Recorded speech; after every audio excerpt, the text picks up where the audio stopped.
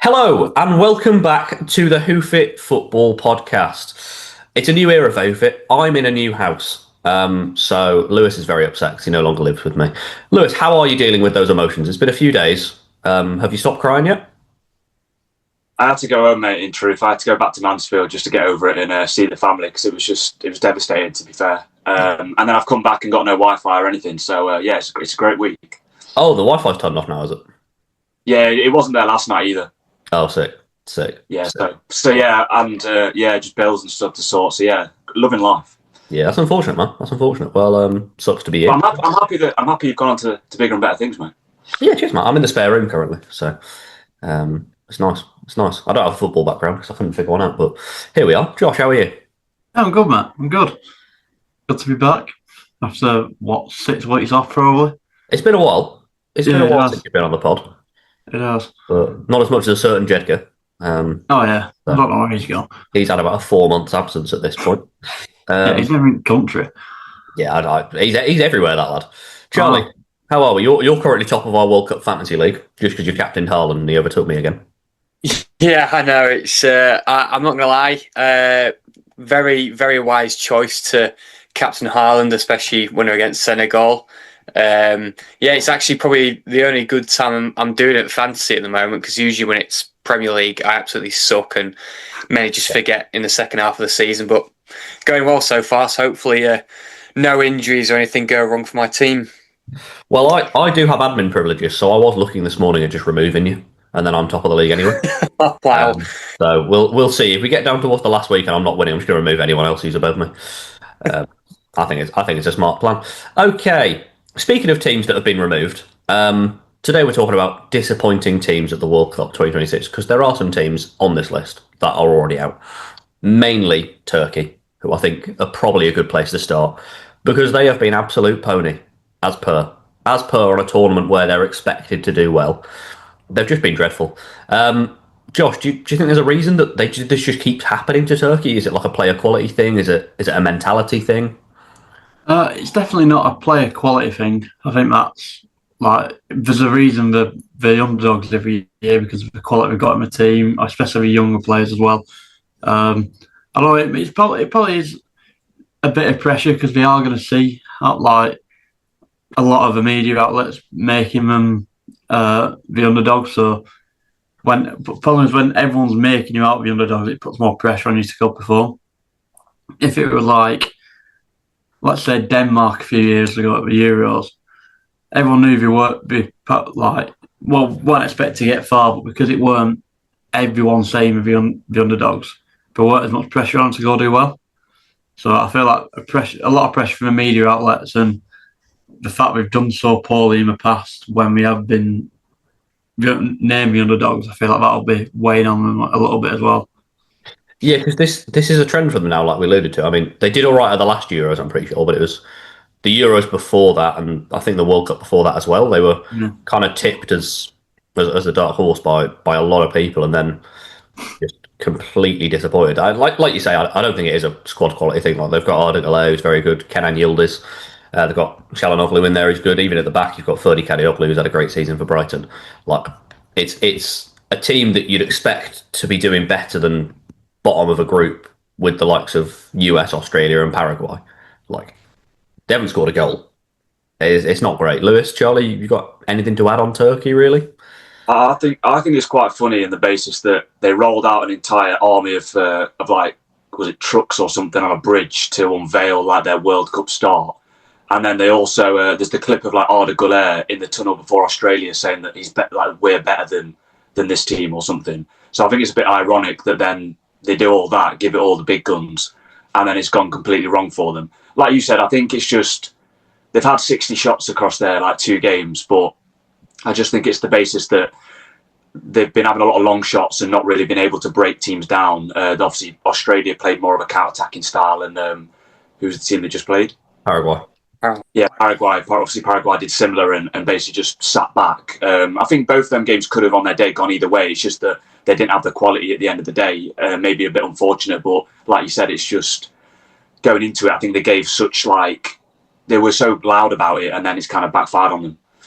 I mean, do you think In terms of that, 'cause I hadn't seen that thing about Odegaard. Do you think it's partly they went into that first game against Australia with so much expectation and they racked up a lot of shots and didn't get anything? Do you think that maybe kind of hit them going into that second game where they really lost that belief? I think so. Yeah, I think not that it was arrogance or ego, but I think they would have gone into that Australia game probably as favourites, as we've already said. They've got the quality. They've come into it after a good qualifying campaign, and I think that would have been definitely a sucker blow for them. Losing that, given again that I think they had like 30 shots in that game, and then Australia hit them twice on the counter. And then I think they do put a lot of pressure on themselves as a nation. I think the players, I could see Demiral before the game had finished against Paraguay. I know obviously they knew they were going to be eliminated, but he was almost in tears basically before the game had finished after missing a chance. So to me, it shows just how much it meant to the players. But I think maybe that pressure element has got to them a little bit too much, and that's one of the factors why they've ended up probably disappointing. Yeah, no, you're probably right. I mean, 62 shots across 2 games and not scoring a goal. That's quite something. That's Middlesbrough-esque. I won't lie to you. That's what we do. Okay, well, not to talk about my team. I'm enjoying a nice break from the borough. Okay, has anyone got any other teams they want to chuck into the mix? Charlie, you've not said a lot so far. What have you got for us?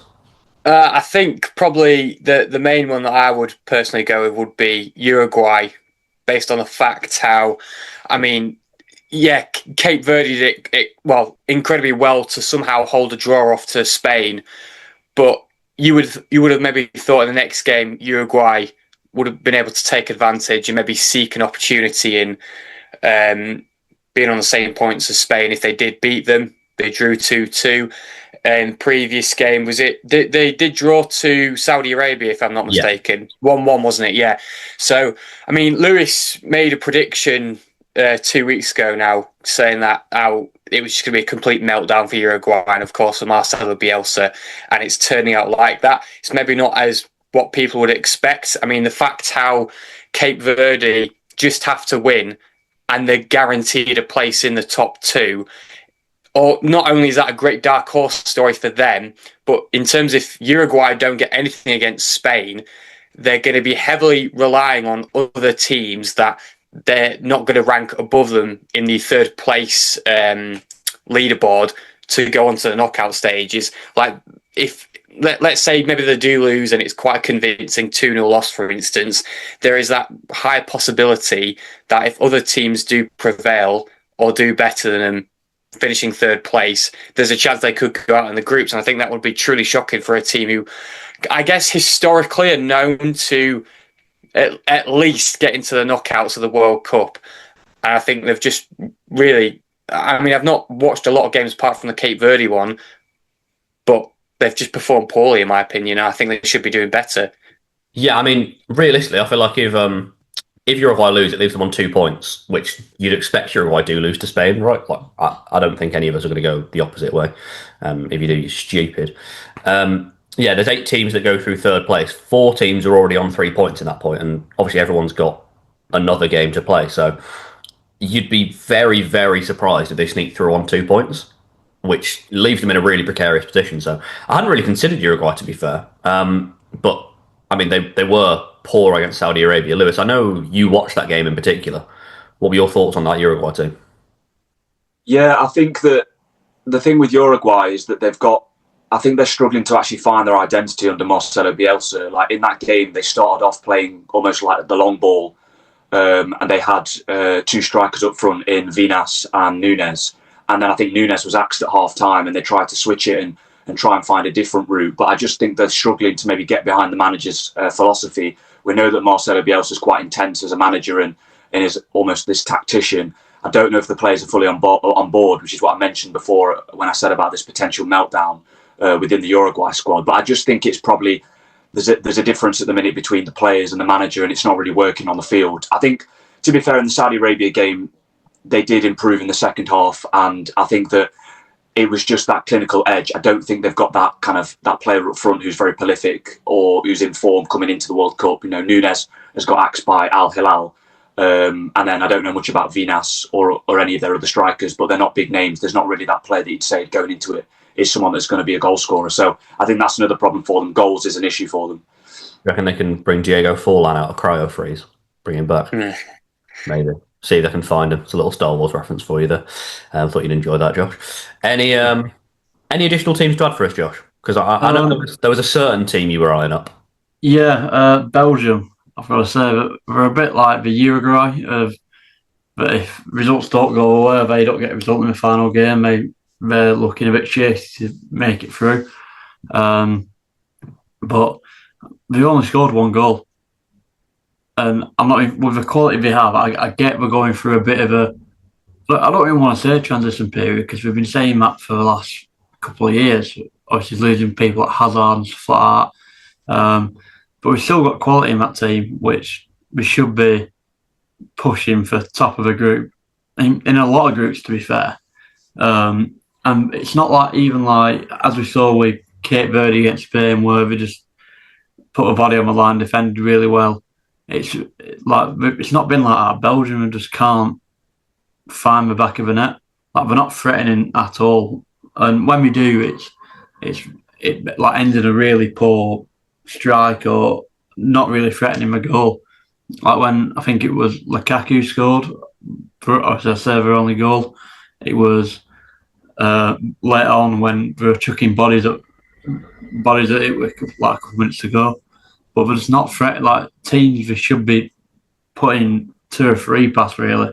Like what we said with Spain when they played against Cape Verde. If they're serious about winning the competition, you've got to be like steamrolling some of these countries, but they weren't threatening at all. Yeah, I will say because I watched them against Iran. I didn't see them in the first game. I think it was against Egypt. Yeah. Against Iran, they had a little bit of threat, but like it was a very even game. That's the thing. Yeah, 100%. Yeah, like they had a bit of threat, but they were also very much threatened. I remember, to be fair, I think Thibaut Courtois had the bigger saves in that game. yeah, They don't look great, to be honest. I mean, they're probably hampered by that Jeremy Doku situation, obviously going home for the birth of his child, which totally respect. Well, fair enough. Yeah. I'm not going to go on here and dig him out for that. But it probably has hampered them a bit. I mean, Charlie, do you think that's the kind of dynamism they're missing? That little kind of game-changing player? Yeah, I guess there is because I mean, in the past, like the reliable players they've had. I mean, like so, I feel like some of the reliable players that they technically still have in the squad that just don't provide as much of an impact now as maybe they used to. I mean, like some of the best players we looked at in the world back in the day, when you have like Eden Hazard, Kevin De Bruyne, when you have those players who can really come out with a big moment or provide something for the nation. And I don't think Belgium, to me, just seem to be as good of a team, as good of a nation as they were maybe like 10 years ago. Like when we looked at them at like 2016 Euros and 2018 World Cup, we expected them to go far because we knew they had a really good squad. Everything kind of just worked well together. They're just not. I just don't think they simply have the as good quality players as they did back then. I just don't think they work as well as a team as they used to. And I think maybe that's why in this World Cup they are underperforming. I definitely think, like, when I do look at the group and you see New Zealand, Iran, Egypt, you think at minimum Belgium should be finishing second, but right now they're third due to the fact that they've not scored goals because they just haven't really been they just can't. They're just not a team that can convert the chances. And I think that's slightly worrying that if, let's say, they do make it to the knockout stages, and it's the same for a lot of teams, to be fair, in certain games where, like I think we've mentioned it last week, how they've had like over 25 plus shots and they can only maybe get 1 goal, if that.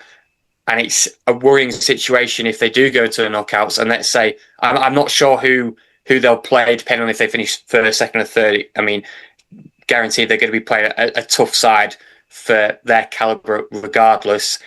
I don't think they have any particular good players that are going to come out with a big moment to actually help Belgium in this tournament. Yeah, so I'm just looking now. If they finish second, which is probably the most likely place they'd finish, they'd probably end up playing one of Australia or Paraguay, which are 2 teams I don't think you'd fancy if you were Belgium, based off what they've both done to Turkey.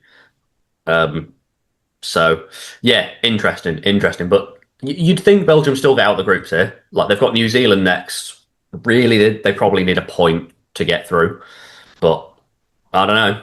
Like weirder things have happened. Would you be surprised to see New Zealand turn them over? I wouldn't personally. I wouldn't be too shocked. I mean, not yeah. Go on.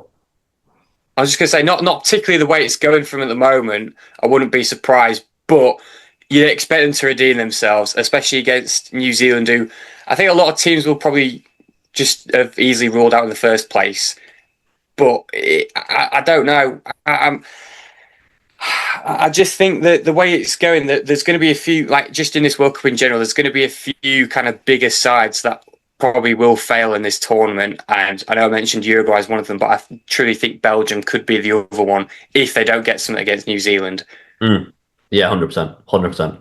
Another one maybe could be Portugal, Charlie. Someone you tipped as a favourite, as your winner, I believe you tipped. They have only played one game, which I will say. However, of course, before England play, it's Portugal versus Uzbekistan.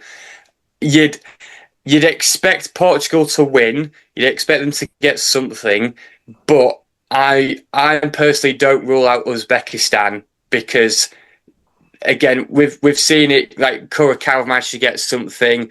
Cape Verde have managed to get two good results, if anything, for themselves. I'm not ruling out Uzbekistan getting a chance to even just pick up a draw against Portugal, especially how Portugal ended in a 1-1 draw with DR Congo. It's not a great prediction now looking back at it, unless it's just maybe a scary start and maybe they do end up winning the tournament, which I don't obviously want it to happen because I do want it to come home. I think it's been a disappointing start, but it's just one of them having to wait for the next two games to see how they get on. Yeah, I mean, that is the thing, right? It's been one game. I mean, after one game, Spain were looking poor. They'd had a 0-0 draw with Cape Verde, and everyone was going, oh, bloody hell, look at these pre-tournament favourites. They're not very good. And then they've gone and blown Saudi Arabia out the water, and suddenly everyone's like, no, they're going to win it all again. So this is the fast changeable nature of football discourse in it. I just thought they were worth a mention, particularly seeing as you tipped them as favourites, and they've not had a great start. Has anyone got one last little team to chuck in there? Maybe, Lewis, you got something for us? I think that Ecuador deserves a shout based on the fact that they were kind of an outside dark horse for me going into the tournament. I think that they had one of the best defensive records kind of in qualifying and in the past. And you look at the star players they've got in terms of, especially their defence, to be fair, Pacho, Hincapié, they've got kind of a Premier League backline, used to Pinian as well from the past. And I just think that I know that we always probably thought maybe where are the goals going to come from. That has been a problem for them. But I think the Carousel goalkeeper in their last game that was 0-0 got a record amount of saves. So fair enough, but they just haven't got that clinical edge. And given that they've got 1 point from 2 games, they lost to a very good Ivory Coast side, granted. But you still look at it and go, potentially now they might not make it out of the groups. Again, as we've just mentioned, based on how many points they get for that best of third place position. And it looks a little bit bleak for them right now, facing Germany in the last game, which on paper is arguably the hardest game. I'm a little bit doubtful maybe now that they're probably going to get out of the groups. And going into it, they're a team that I was a little bit excited by. I thought they've got some good players. I was excited to see the likes of Kendrick Paez, but I don't think any of them have really hit the heights and shone. So, yeah, they probably a mention of a disappointment on the side as well. Yeah, I mean, you mentioned that defensive record. They only conceded 5 goals in 18 qualifying games, which is a bit of a joke, to be honest. But like you say, yeah, now they basically need to beat Germany to go through. Like, again, 2 points, I really don't think is going to be enough. So they need to really go and beat Germany, and that's tricky. The Germans look good, and they've got a lot off the bench, the Germans, as well. Like, we've seen Dennis Undav just coming off the bench and having an absolute wonder tournament. So, what a player. Brighton legend. Shame Jurgen Licardi has not followed in his footsteps, really. Not all the former Brighton strikers can do it. Not seen Ali Reza Jahanbakhsh pulling off much either. But to be fair to Florian Andone, he's not in the World Cup. I'm just naming former Brighton strikers now. Yeah, I was going to say. Where's Glenn Murray when you need him? That's the other one. Okay, so I think those are probably the most disappointing teams at the World Cup so far. I think probably edge it towards Turkey as the most disappointing, but they're the ones who are already out, right? So that's a bit of a slam dunk one. We'll be back shortly, though, for a quiz. Hello, and welcome back to Hoof, where it's time now for the quiz. And obviously, It's the lineup plus a bonus question if we need it. So we're all in England shirts, so it felt fitting to talk about England because England are playing Ghana tonight, with both sides looking to really stamp their authority on Group L and secure a place through to the knockouts. I mean, they're probably already through on 3 points, as we've already discussed, but a draw puts them both through almost definitely. A win for one sends them through as group winners. So a lot to play for, you'd say. So today, we're actually going to look back at the last time these sides met, which was all the way back in 2011 when we were all 8 years of age, although I think Josh was 7 and Lewis was. Yeah, 7, mate. And it was a 1-1 draw. Now, can you tell me who started for the Three Lions that day in 2011? Oh, I hate this flipping year. It's an international friendly, by the way, guys. It's an international friendly. Obviously, it's an odd-numbered year, so it's not a tournament. What a team, by the way. What a bench as well, I will say. What a bench. Including, I'd say, Burnley's favourite ever manager on the bench. Ever, mate? I think your favourite ever Burnley manager on the bench. Scott Parker. Wow. Scott Parker on the bench. Yeah, it's always worrying when we sacked him 3 months ago and your chairman's still talking about him. Have you appointed a new manager yet? No. I didn't think you had. We're trying to buy Bellamy out of his contract. Oh, Christ. I know. That's bleak. I know. Jesus. Well, best of luck with it. Best of Cheers, luck. man. See you in the championship, pal. Looking forward to it. We're going to have a fun year. Can't wait. Can't wait for that battle for 5th. Ooh. Yeah. 8th. Nah. We'll be in the playoffs. And you'll probably just win the league anyway. Whoever you bring in, you'll be fine. Yeah. Wait, what's the formation? Sorry. Oh, it's a 4-1-4-1. Basically a 4-3-3 if you want. But you got a holding midfielder, 2 8s. That's what you're rocking with here, lads. And then the rest of the team as well, obviously. How are we getting on? Charlie? I'm trying to go for like a few rogue players that may have played for England because I feel like if it's 2011, it's between 2 tournaments. I don't think they would have had a lot of major players in there. That's the question. But, I mean, I could literally be wrong, but yeah. There's a few players I've got in my head which I think could have definitely started. Okay. Well, Was this Capello? It is a Fabio Capello team. Right. It is exactly that. It is exactly that. And it's a great team. It is a great team. I don't know what's happened to Lewis. We have lost Lewis. He's locked in that much. He turned his camera off. So one striker thing that's thrown me off a little bit. Just the one. If it's one striker, there's so many. I feel like there's so many different options. Yeah, just to add a little bit of pressure, there are 4 strikers on the bench. Oh no! 4 strikers on the where it bench. all goes wrong. Yeah, good luck. Is what I'll say to you. Good bloody luck. You've got a 1 in 5 chance, really. Cheers, man. No worries, man. And that's if you get any of the players that are there as well. I know. I'll be happy to get one. Just get one of them. Rogue striker incoming. Can't wait to see Ashley Barnes on it. Ollie McBurney before he changed allegiances. I'm assuming he was English at that point. He doesn't sound Scottish. Oh, what? Yeah, in his name doesn't sound Scottish. No, he doesn't sound Scottish. All right, I was going to say. Yeah, He's got Scottish parents, I'm sure, but I don't think he was born in Scotland. I was going to say, you know what? Big thing at the start of his second name. I just thought he was born in Mackey's drive-through, to be honest.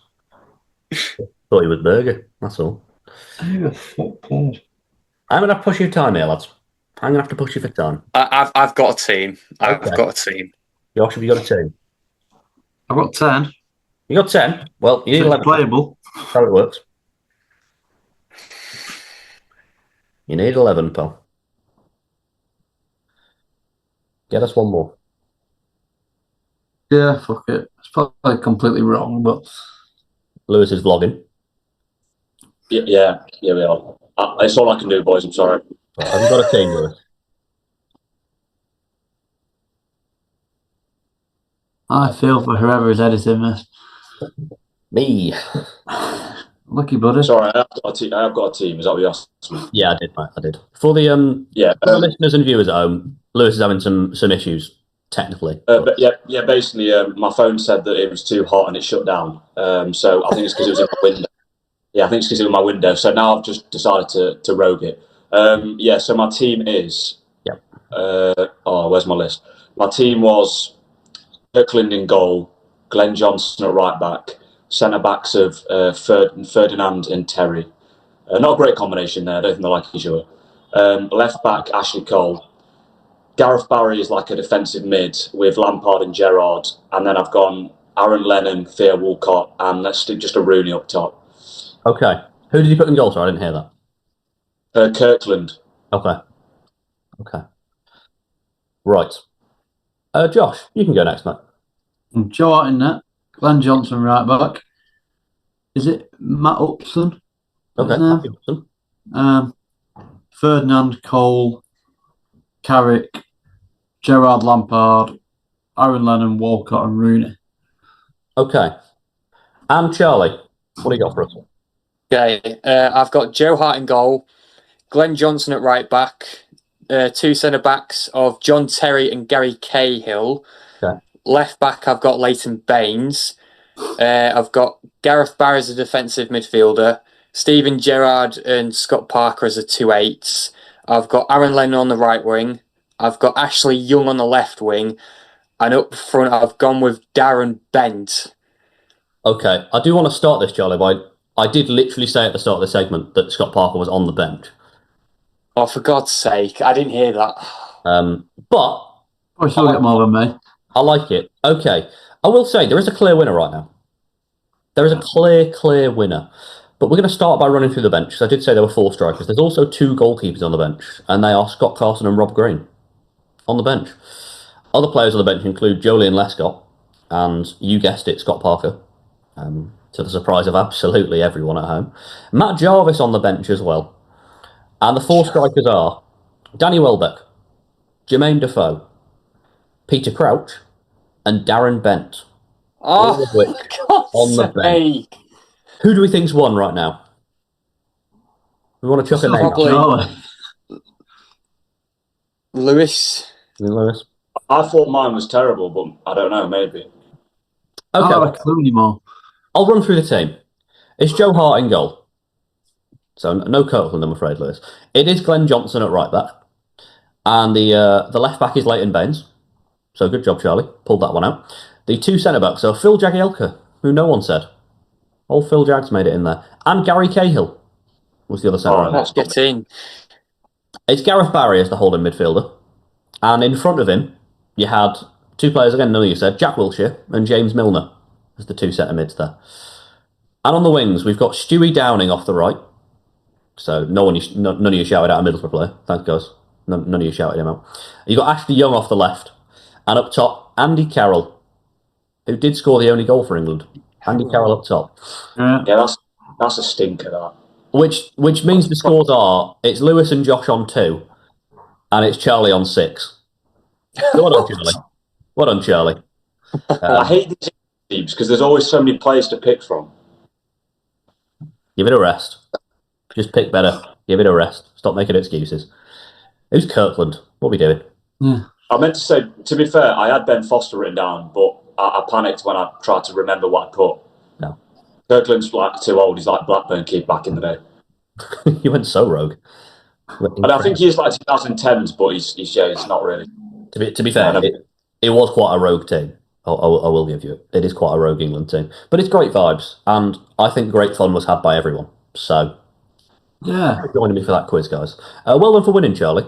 It is the only thing you're going to win this year, because I'm going to beat you at World Cup Fantasy, man. So, just you wait. Or because you're going to remove me. Yeah, all that, as said.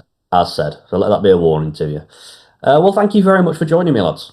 And thank you very much for joining us at home, viewers and listeners. We apologise for any technical difficulties during this recording. Yeah, I do apologise, guys. Yeah, to be fair, it's my fault for moving out and taking the Wi-Fi away. So, Although you could have sorted the Wi-Fi sooner, actually. So no, It's actually Sky's fault because it's going to take a week for them to come and give me some new Wi-Fi. That's disgraceful from Sky. So if you're listening to Sky, you need to do better. These are the thoughts of Lewis Eady and not the Hoof It podcast. Well, there goes that sponsorship deal. Cheers, Yep. We've just been sued. Thanks, Lewis. Big up the Virgin Media. Oh dear. Oh dear. Oh, He's gone rogue. shit. He's gone rogue. Okay. Well, thanks for listening, viewers, and for watching. We'll catch you all next week when England are even further into the World Cup. Ta-ra.